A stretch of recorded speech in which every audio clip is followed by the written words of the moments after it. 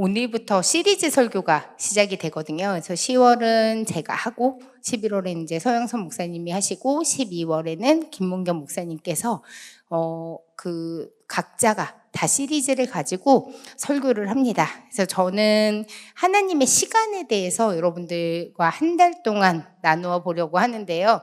오늘은 그 첫 시간이 시작이 멈춤 같은 그 느낌에 대한 얘기를, 근데 그때에도 하나님이 일하시고 계심을 여러분들하고 나누어 보려고 합니다.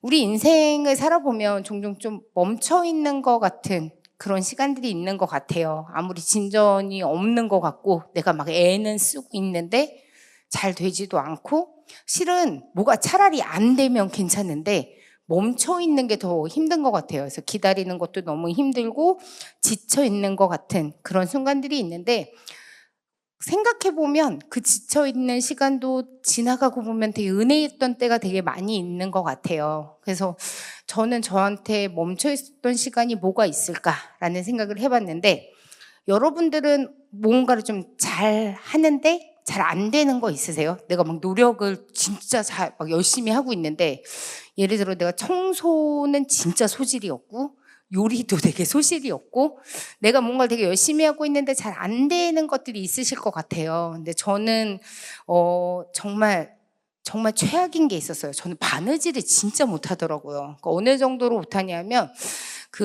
저희 어렸을 때 실과랑 과정이라는 그 과목이 있었어요. 그래가지고 그때 이제 뭐 홈제, 시침질, 오버로크 이런 거를 배워요. 근데 여기 계신 분들은 다 학교에서 배웠을 텐데, 되게 불합리한 것은 그 당시에 남녀에게는 딱 정해진 일이 있어가지고 이제 남자친구들은 뭐 태극기한 만들기 막 이런 거를 하는데, 저는 그 당시에 제가 지금 이해가 안 돼요. 도대체 왜 한복을 만들었어야 되는지. 그때 개량 한복을 만드는 그런 수업이 있었는데, 제가 그 수업을 하면 너무 스트레스인 거예요. 왜냐하면 홈지를 배울 때 뭐 3mm 간격으로 이렇게 일정한 간격으로 꼬맵니다 이렇게 나왔는데, 저는 이미 한 땀에서 한 땀 갈 때 한 2cm 이렇게 이제 뛰어넘는 거예요.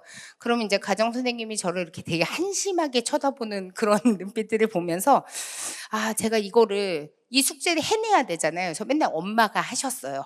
그리고 이제 결혼을 했는데도 저는 저희 아이들의 옷에 단추가 떨어지거나 찢어지면 한 번도 제가 하지 않고, 같이 집에 사는 우렁각시가 한 명 있었어요. 저희 남편이 그거를 이제 다 꼬매주는 그런 일들이 있었어요. 그러니까 제가 이걸 잘하려고 해도 안 되는 게 있잖아요, 사람이. 근데 이제 제가 한동안 대바늘질을 좀 해봤어요. 이건 좀 될까 해서. 근데 대바늘질도 하면 이렇게 되는 거예요. 20코로 시작했는데요, 40코가 되고요. 40코로 시작하면 20코가 돼요. 여러분들 대바늘질 한번 해보셨을 거예요. 그래서 그 남자친구한테 목도리를 떠주고 이런 거는 불가능한 일이었어요, 저에게. 근데 이제 어느 날 저희 엄마가 코바늘을 배우고 싶다고 저한테 얘기를 하시는 거예요. 그래서 이제 코바늘 공방을 갔는데, 엄마를 이제 기다리고 있는데 이 바느질이라는 게 막 30분 만에 배우고 이런 게 안 돼요. 그래서 코바늘 공방에 가면 한 4시간, 5시간 이 정도를 배우는데, 뭐 처음에는 책 가져가서 읽고 커피 마시고 막 이러는데, 이게 매일매일 가야 되니까 제가 거기 가서 막 이렇게 약간 허송세월을 지내는 그런 느낌이 들어가지고, 이제 내가 한번 배워볼까? 라는 생각을 가졌어요. 근데 그게 이제 내가 하고 싶어서 한 게 아니라 그 시간을 보내야 되는데, 제가 그 당시에 굉장히 우울증이 되게 심했어요. 왜냐면 저희 그때 가족이 헤어져서 살고 있었는데, 저희 신랑이 사우디아라비아에 가서 일을 하고 아부다비에 가서 일을 하고, 그래서 이제 저희 아이가 둘째 아이가 6개월이었는데 이제 막 그런 마음에 이런 생각이 든 거예요. 저희가 결혼을 하고 같이 산 날이 별로 없는 거예요. 1년 중에 한 20일, 30일 요 정도밖에 못 보는, 1년에 2번 만났었거든요. 그러니까 이제 밤에 잠이 안 오는 거예요. 그러니까 아이들을 재워놓고 잠이 안 오니까 이 코바늘을 배웠는데 처음에 잘 안 되죠. 그래서 맨날 풀렀다가 다시 떴다가, 왜냐면 이 바느질은 되게 좋은 게 뭐냐면 풀르면 그냥 0이 되는 거예요. 하지만 또 뜨면 잘못하면 또 풀르는 그런 일들이 있었는데, 이 우울증이 되게 좋더라고요. 우울증이 왜 좋냐면 그냥 아무 생각 없이 계속 뜨게 되는데, 한 3년 정도 제가 그걸 하고 났는데, 제가 어느 사이에 코바늘 강사를 하고 있더라고요. 그래서 2년 강사를 하면서, 제가 그 당시에 수강생이 한 200명 정도 있었는데 그 해에 다 전도 대상자였어요. 제가 그 교회에서 가르쳤었는데 제가 전도한 그 전도 대상자 20명이 넘더라고요. 그래서 이게 나한테는 멈춰 있는 것 같고 잘 안 되는 거였는데 시간이 지나고 봤더니 굉장히 은혜의 시간에 하나님이 그 작은 시간도 버려지는 시간도 사용하시는 것 같다. 그런 느낌을 받았어요. 근데 뭐 인제 제 예는 굉장히 미미한 일이죠. 뭐 고난에 겪고 뭐 이런 일하고 여러분들하고 인제 비교할 수 없는 그런 경험인데요. 근데 인생에 그런 경우가 되게 많은 것 같아요. 노력하고 잘하고 있는 것 같은데도 시간이 지났는데 뭐 잘하는 것 같지도 않고 시간을 허송세월 버리는 것 같고, 그리고 열심히 하면 할수록 더 꼬여가는 그런 일들이 매일 있는 걸 보면서 우리가 그런 얘기 막 하잖아요. "이거 하나님 오셔도 못해." 막 인제 저는 그런 얘기들을 막 했었거든요. 이거는 하나님도 나한테 이런 능력을 안 주신 거야. 이건 제로야, 제로. 이거는 방법이 없어." 이런 이야기들을 하면서 '하나님이 나한테 개입하시지 않는구나. 하나님이 묵묵부답을 하시는구나.' 이런 순간들이 굉장히 많이 왔던 것 같아요. 그래서 성경에는요, 이것들에 대해서 그렇지 않다고 이야기를 하거든요. 그래서 오늘 제가 여러분들과 아브라함과 사라에 대한 이야기를 같이 나누어 보려고 해요. 아브라함하고 사라는요, 굉장히 아이를 간절하게 바랐죠. 굉장히 오랜 동안 후손을 보고 싶어서 기도도 굉장히 많이 했고, 많은 시간들이 굉장히 많이 지났을 거예요. 근데 인제 그 고대 근동에서 아이를 갖는다는 건 지금의 아이를 갖는 거와 좀 다른 의미를 가지고 있어요. 왜냐면 그 당시에는 아이를 낳지 못한다는 거는 나의 가문이 없어진다는 것과 똑같았는데, 그리고 '내가 하나님한테 복을 받지 못한다.'라는 그 증명처럼 그게 나왔어요. 그래서 인제 사람들이 '나한테 모멸감을 준다.' 이런 생각을 갖고 살 수밖에 없는 그런 시대였습니다. 근데 너무 오랜 시간을 기다리다 보니까 아브라함이 굉장히 지쳤던 것 같아요. 그리고 자신의 처지를 바라보면서 하나님한테 인제 질문을 하는 걸 볼 수가 있어요. 창세기 15장 2절에 보면요. 아브라함이 이르되 주 여호와여 무엇을 내게 주시려 하나이까? 나는 자식이 없사오니 나의 상속자는 이 다메섹 사람 엘리에셀이니이다. 이렇게 이야기를 해요. 아브라함이 하나님을 믿었잖아요. 근데 하나님의 대답을 기다리고 있는데 너무 오랜 시간이 지났는데, 제 생각에는 그런 식으로 질문한 것 같아요. "나 인제 포기해도 되죠? 난 인제 응답 안 하시니까 이제 저는 못 기다릴 것 같아요." 이런 마음으로 아마 질문을 했을 것 같아요. 그러면서 그가 한 번 더 물어보는 거예요. 용기를 내면서 차라리 하나님이 나한테 안 된다고 얘기했으면 좋겠다. 그럼 내가 순수하게 포기할 수 있지 않을까? 이런 마음으로 그렇게 물어본 것 같아요. 왜냐면 헛된 소망이라는 게 사람을 얼마나 좌절하게 하는지 알기 때문에 그런 질문을 하는데, 하나님의 대답이 무엇이라고 얘기하냐면 창세기 15장 5절에 그를 이끌고 밖으로 나가 이르시되 하늘을 우러러 무별을 셀 수 있나 보라. 또 그에게 이르시되 내 자손이 이와 같으니라. 이렇게 이야기를 하셨어요. 자포자기하고 있었잖아요. 이제는 좀 안 된다고 얘기해 주셨으면 좋겠다. 그럼 내가 다른 방법 좀 찾아볼 수 있을 텐데. 이런 생각을 가졌을 텐데, 하나님이 아브라함에게 해 주시는 이야기는 하늘의 별과 같이 많은 자손을 준다는 이야기를 하셨어요. 이 이야기를 듣고 얼마나 마음이 설레었겠어요. 그날 밤에 저는 잠도 못 잤을 것 같아요. 왜냐하면 이 말씀을 막 붙들고 내일 당장 이뤄낼 것 같은 그런 일처럼 들렸을 거라고 저는 생각이 들었어요. 근데 생활은 전혀 다른 양상이 나타나죠. 내 기대와는 전혀 다른. 왜냐하면 현실이 달라지지 않았기 때문이에요. 왜냐하면 사라가 계속 하루가 다르게 육체는 노쇠해져 갔고요. 그녀의 경수가 끊어지는 일이 발생했습니다. 경수가 끊어지면요, 내가 육체적으로는 아이를 가질 수 없다라는 확실한 판명이 이루어진 거였어요. 사라의 상태는요, 인간의 눈으로는요, 아이를 절대 낳을 수 없는 그런 상태입니다. 얼마나 하나님의 말이 헛되게 느껴졌겠어요. 내가 지금 한 명도 없는데 어떻게 하늘의 별과 같이 많은 아이를 나에게 주겠다고 이야기를 하시는 걸까라고 얘기하면서 화도 났을 거예요. 그리고 굉장히 지쳐갔을 거예요. 차라리 희망이 없었으면 더 좋았지 않을까? 하나님이 약속을 안 해주셨으면 그게 더 확실했을 텐데.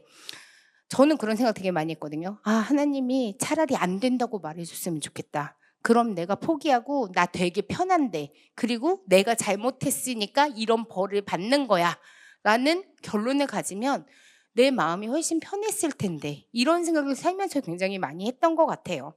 그래서 멈춰있는 시간이요, 실은 되게 잔인하게 느껴집니다.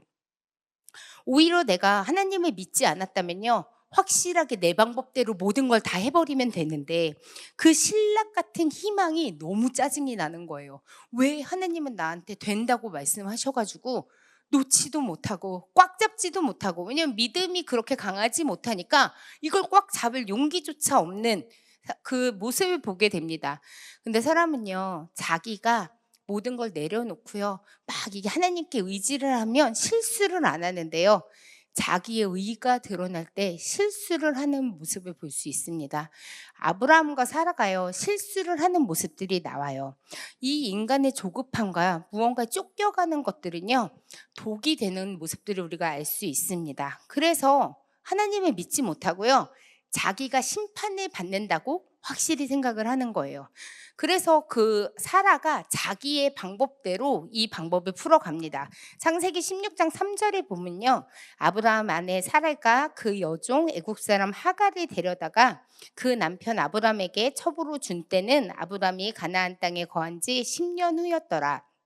아브라함이 하갈과 동침하였더니 하갈이 잉태함에 그가 자신의 잉태함을 깨닫고 그 여주인을 멸시한지라, 이렇게 성경에 나와요.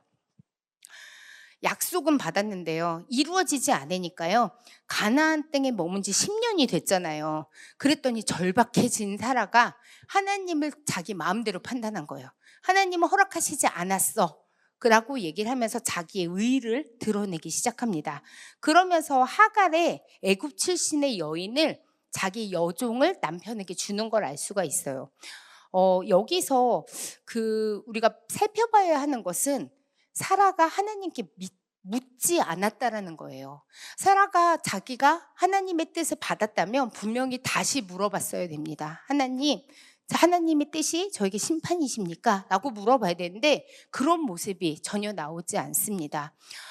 하갈을 통해서 아이를 얻는 건요, 그 당시 일부 다처제가 불법적인 일은 아니었어요. 그리고 소중한 아이를 얻는 것이 잘못된 일은 아니죠. 입양을 통하거나 또 다른 여정을 통해서 아이를 얻는 건 굉장히 귀한 일임에도 불구하고 사라의 실수는 자기 마음대로 하나님을 해석을 했어요. 그래서 우리가 3절을 다시 들여다보면요, 여기에 뭐라고 나오냐면 남편 아브라함에게 첩으로 주었다라고 이야기가 나오는데요, 이 이야기가 창세기 3장 6절에도 비슷한 얘기가 나와요. 창세기 3장 6절은 뭐냐면 하와가 아담에게 선악과를 건네주는 장면이 나오는데요, 거기서 뭐라고 나오냐면요, 여자가 그 나무를 본즉 먹음직도 하고 보암직도 하고 지혜롭게 할 만큼 탐스럽기도 한 나무인지라 여자가 그 열매를 따먹고 자기와 함께 있는 남편에게도 주매 그가 먹은지라, 이렇게 나와요. 여기서 똑같은 동사가 나와요. 주었다라는 동사가 나오는데요, 이 준 건요, 자기의 의로 준 거예요. 하와가 아담에게 선악과를 주었고요, 사라가 아브라함에게 하갈을 준 거예요. 그래서 하나님의 뜻을 하나도 묻지 않고 자기네 뜻으로 주는 모습을 우리가 볼 수 있습니다. 근데요, 사람의 의를 드러내고 하나님의 때를 기다리지 못하면요, 모든 관계는 다 깨질 수밖에 없습니다. 그래서 어떤 관계가 되냐면요, 모든 관계가 다 깨어지는데, 우리가 그 성경에서 그거를 보면요, 창세기 16장 5절에 보면 사레가 아브라함에게 이르되 내가 받는 모욕은 당신이 받아야 옳도다. 내가 나의 여종을 당신의 품에 두었거늘 그가 자기의 임신함을 알고 나를 멸시하니 당신과 나 사이에 여호와께서 판단하시기를 원하노라. 아브라함이 사레에게 이르되 당신의 여종은 당신의 수중에 있으니 당신의 눈에 좋을 대로 그에게 행하라 하매 사레가 하갈을 학대하였더니 하갈이 사레 앞에서 도망하였더라, 이렇게 나와요. 어떻게 관계가 다 깨졌냐면요, 아브라함과 사라의 관계도 깨졌어요. 그래서 아브라함에게 사라가 가서 따지는 거예요. 그러면서 이 모욕은 당신이 받았어야지 라고 이야기를 하면서 이 여종과의 관계가 막 깨지는 게 보여요. 근데 아브라함이 굉장히 무책임한 행동을 해요. 어떻게 하냐면 그 아브라함이 사라에게 네가 마음대로 해 이렇게 이야기를 해요. 근데 하갈을 사레가 학대하는 모습이 나와요. 그리고 사레가 도망가는 모습이 나오거든요. 단 하나도 이 관계가 이어지지가 않아요. 모든 관계가 철저하고 완벽하게 깨어지는 모습을 볼 수 있습니다. 아마 아브라함이 사라에게 옳은 행동을 했다면 이러지 않았을 거예요. 지금 명절인데 부부 관계에 있어서도 이렇게 명확한 부부들이 처신을 하면 실은 싸움이 나지 않는데 나 몰라라 하는 모습들을 계속 보이잖아요. 그랬더니 저주와 같이 막 그 남편에게 쏟아냅니다. 그리고 하갈은 자기가 그 임신을 하고 자기의 그 행동이 달라졌잖아요. 그랬더니 사라는 자기가 사랑해서 준 그 아브라함에게 건네준 그 여종이 자기를 멸시하게 되니까 그 여종을 학대하는 모습을 보이고요. 그래서 결국엔 하갈이 사라 앞에서 도망하는 모습을 볼 수 있습니다.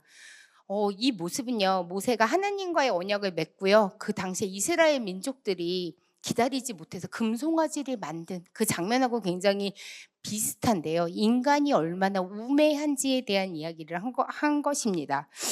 근데 정말 더 불행한 거는요, 이스마엘을 통해서 후손이 이어질 줄 알았는데 실은 그조차도 하지 못합니다.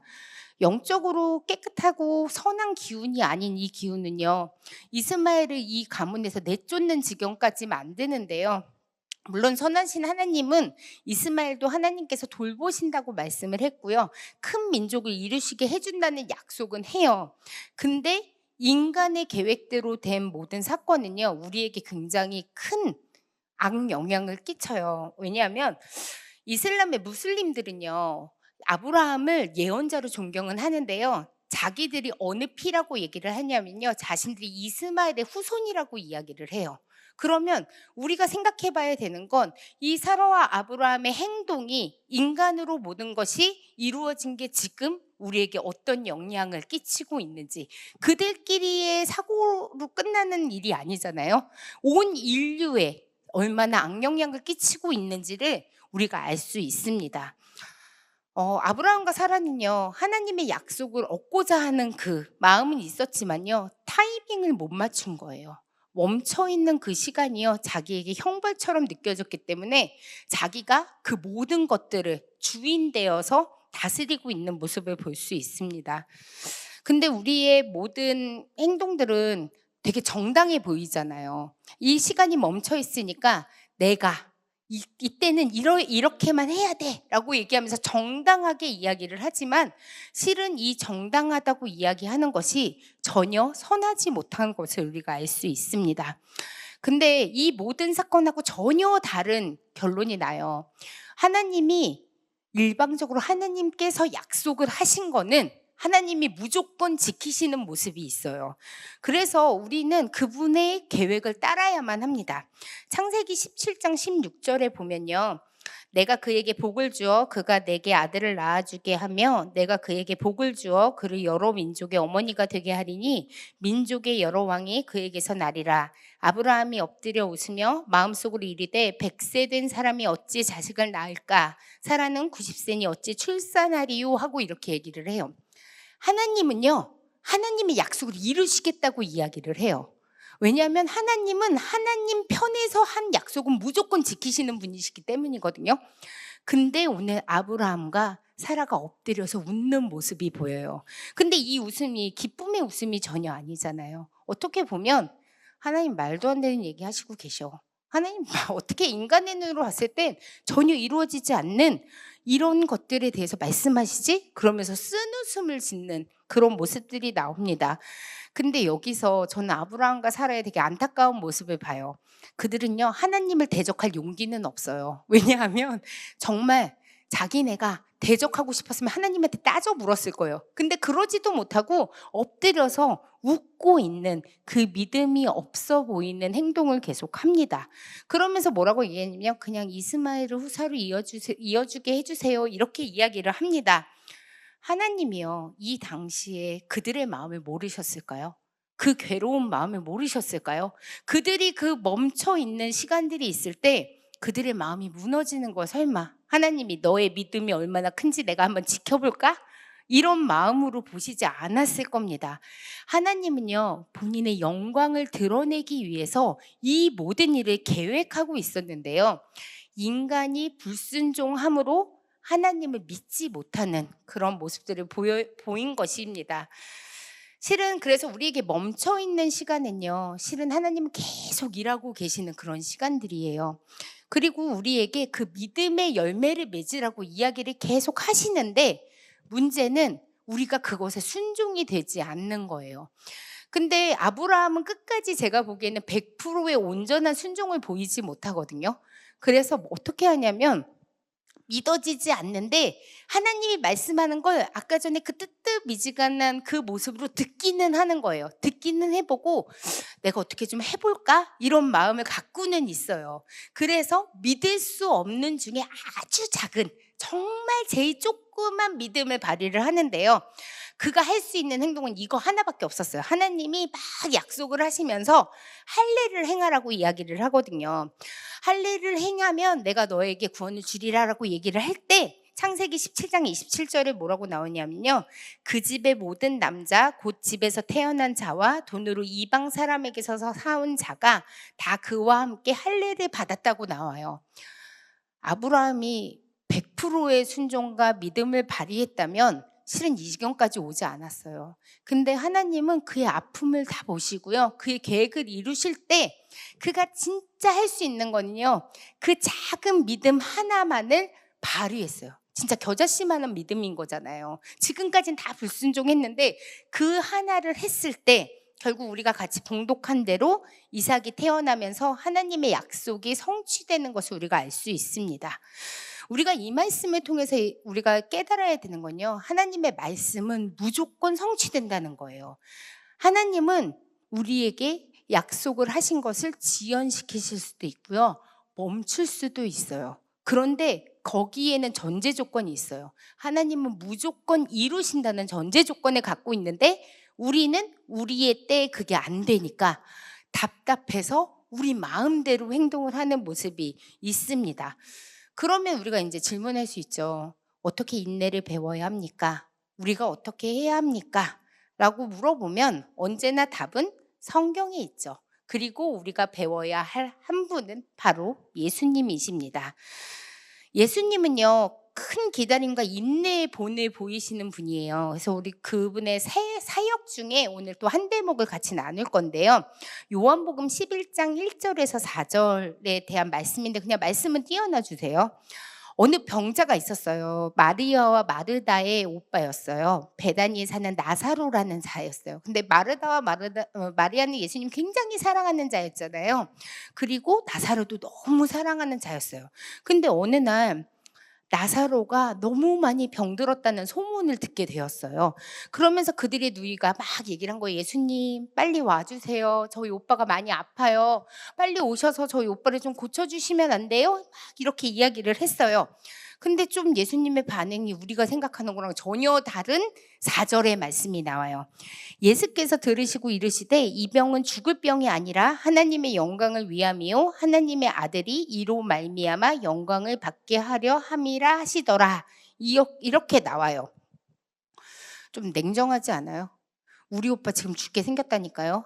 빨리 와주세요 예수님. 그런데 죽을 병 아니야. 괜찮아. 하나님의 영광 드러내실 거야 라고 얘기했을 때 저는 제 안에 인간적인 마음으로 굉장히 서운한 마음이 있었을 것 같아요. 하나님을 믿는 성도들에게도 고난의 시간이 똑같이 오죠. 우리가 예수님을 믿고 하나님을 믿으면 내 안에 고난은 하나도 없을 것 같고 복을 받아서 항상 잘 될 거라고 생각을 하지만 실은 고난의 날은 누구에게도 동일하게 옵니다.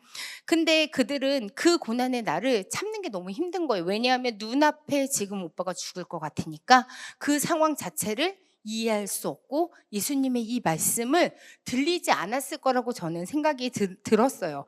근데 정말 답답하게도 예수님이 빨리 움직이시지 않아요. 요한복음 11장 6절부터 보면 나사로가 병들었다 함을 들으시고 그 계시던 곳에 이틀을 더 유하시고 그 후에 제자들에게 이르시되 유대로 다시 가자 하시니, 왜 빨리 오라 그랬는데 또 이틀이나 또 지났는데 왜 안 오시지?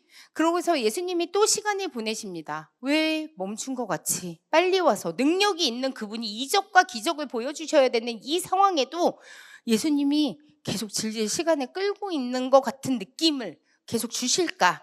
근데 그 다음에 문제는 제자들에게 유대로 다시 가자라고 이야기를 했을 때 예수님이 이 길을 걸어가면요, 돌에 맞아 죽을 상황인 거예요. 예수님이 계속 그 길을 간다는 거는 불가능한 상황이었어요. 더 지체되고 늦어지는 시간처럼 느껴질 그 시간에 예수님 왜 하필이면 이 지역을 통과해서 가자고 이야기를 하실까라고 제자들이 생각을 했을 거라 저는 생각이 듭니다. 예수님은요, 사람들이 급하다고 이야기를 했는데요, 전혀 급하시지 않았어요. 급하시지 않고 점점 시간을 더 지체하는 모습을 보이는데요, 예수님이 이 행동을 한 이유는 딱 하나예요. 하나님의 영광을 드러내기 위해서 예수님은 하나님을 신뢰했기 때문에 그 시간들을 계속 기다리실 수 있었을 거예요. 예수님이, 제가 지금 여기 구절에는 안 갖고 왔지만, 나사로가 죽은 모습을 보면서 사람들이 슬피 우는 모습을 보며 예수님이 함께 우셨다고 그 구절이 나오는데요, 예수님이 모르셨을까요? 그 많은 사람들이 슬퍼하고 괴로워하는 모습을 모르시지 않았을 거예요. 근데 예수님이 하신 건요, 하나님의 때를 기다린 거예요. 그래서 요한복음 11장 43절에서 44절에 보면요, 이 말씀을 하시고 큰 소리로 나사로야 나오라 부르시니 죽은 자가 수족을 배로 동인 채로 나오는데 그 얼굴은 수건에 쌓였더라. 예수께서 이르시되 풀어놓아 다니게 하라 하시니라. 죽은 자잖아요. 예수님이 사흘이 있다가 그곳으로 갔을 때 나사로가 죽어 있었어요. 사람들이 다 안 된다고 생각했겠죠. 죽었어, 이제 예수님이 오셔도 소용없어 라는 생각을 많은 사람들이 했을 거예요. 근데 예수님 그곳에 가서요, 병자를 고치는 것보다 더 큰 기적과 이적을 베푸시는 거예요. 왜냐하면 이것을 통해야만 하나님의 영광이 드러나기 때문입니다. 그래서요, 여러분들이 지금 내가 고난처럼 좀 느껴지고요, 멈춰 있는 것 같고 그렇잖아요. 기도를 하는데 다 땅에 떨어지는 것 같은 그런 느낌을 받을 때가 있어요. 하나님 나 좀 살려주세요, 하나님 이걸 좀 풀어주세요 라고 얘기를 해도 지금의 시간이 그냥 허공에 대고 이야기를 하는 것 같은 그런 멈춰있는 시간에도요, 실은 하나님은 하나님의 일을 하고 계심을 우리가 믿어야 합니다. 죽은 자를 살리시는 예수님이요, 우리와 함께 하시기 때문입니다. 그러기에 여러분들이 멈춰 있을 때에도요, 기도하셔야 되고요, 하나님을 신뢰하는 모습을 보이셔야 합니다. 그 식물 중에요, 모소대나무라는 식물이 있어요. 이 식물은요, 4년 동안 3cm밖에 자라지 않아요. 4년 동안 3cm 자라면 저는 약간 이게 대나무가 아니고 싹이 났다라고 얘기를 해야 되는데 1년에 0.8cm가 자라는 거거든요. 되게 조금 자라죠. 3cm면 한 요 정도 자라는 거잖아요. 근데 이 모소대나무가요, 5년째가 되면요, 하루에 30cm씩 자란다고 해요. 그리고 이 대나무가요, 6주가 되면요 15m가 자란대요. 그래서 엄청 울창한 숲이 된다고 이야기를 해요. 근데 우리 눈에는요 4년 동안 3cm밖에 안 자란 거잖아요. 근데 하나님은 어떻게 일하시냐면요, 이 대나무가 15m의 그 자기의 몸을 지탱하려면요, 뿌리가요 엄청나게 땅 안으로 박혀 있어야 돼요. 그리고 그 실 같은 많은 잔뿌리들이 퍼져나가야만 이 15m를 버틸 수 있는 힘이 있는 것입니다. 그러면 우리에게 이 4년이라는 시간이 과연 그냥 멈춰있는 시간일까요? 전혀 아닙니다. 하나님께서는 그 나무들을 세우기 위해, 그 숲을 세우기 위해서 그 시간을 허락하시는 거예요.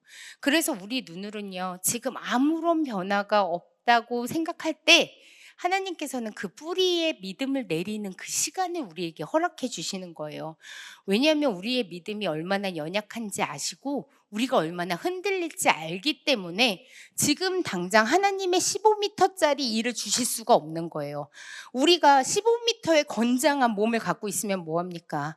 진짜 상체만 이렇게 커지고 다리는 세 다리만큼 있으면 우리는 항상 넘어질 수밖에 없기 때문에 하나님이 우리를 이 모소 대나무처럼 사용하시기 위해서 그 시간을 지금 허락하고 계시는 것입니다. 우리가 보이지 않아도요, 매일 나노미터씩 우리는 자라고 있는 거예요. 우리의 믿음이 정말 겨자씨 안에서요, 그게 썩어지려면 그 썩어지는 시간들이 필요한 거잖아요. 그리고 큰 나무가 될 때까지 시간이 필요한데, 그러면 우리에게 그 뿌리를 내릴 시간을 하나님이 계속 주시는데요. 우리는 하나님의 이 일하심을 믿었으면 좋겠어요. 그래서 지금 여러분들의 인생 속에 멈춰 있다면, 그리고 나의 하나님의 음성이 들리지 않는다면, 실은 최악은 그건 같아요. 하나님이 대답 안 해주시는 것 같을 때. 저는 항상 기도할 때 그러거든요. 하나님 큰 소리로 말씀해 주세요. 저 잘 못 듣거든요. 하나님, 저는 그렇게 영안이 열려있는 사람은 아닌 것 같아요. 하나님 음성 잘 못 들으니까요, 저한테 크게 말씀해 주세요. 그리고 이제 말씀 잘 안 들리면 하나님 나 안 좋아하시나 봐, 이런 생각 되게 많이 하거든요. 근데 그 멈춰있는 시간도 은혜라는 것이, 그 멈춰있는 시간을 통해 하나님의 위대한 일을 보여주시기 위해서 우리를 들어 사용하시는 것입니다. 그래서 저희가 오늘 마지막으로 한 구절 같이 봉독하고 기도할 건데요. 우리 고린도후서 4장 17절, 18절 말씀 두 절 같이 봉독하시도록 하겠습니다. 시작. 우리가 잠시 받는 환난에 경한 것이 지극히 크고 영원한 영광에 중한 것을 우리에게 이루게 함이니, 우리가 주목하는 것은 보이는 것이 아니요 보이지 않는 것이니, 보이는 것은 잠깐이요 보이지 않는 것은 영원함이라. 아멘. 우리 보이지 않는 것을 믿는 거잖아요. 믿음이 보이지 않는 것의 실상이라고 이야기를 합니다. 보이면 판단할 것 같아요. 정말 저 정도밖에 안 되는구나라고 얘기를 할 텐데, 보이지 않는 하나님이 우리와 동행하시고 보이지 않는 하나님이 우리에게 많은 길들을 준비하고 계시잖아요. 근데 우리는 굉장히 연약합니다.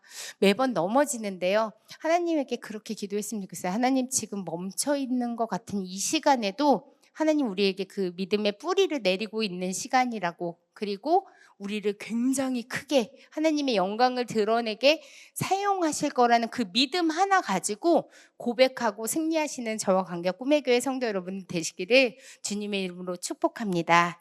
기도하시겠습니다.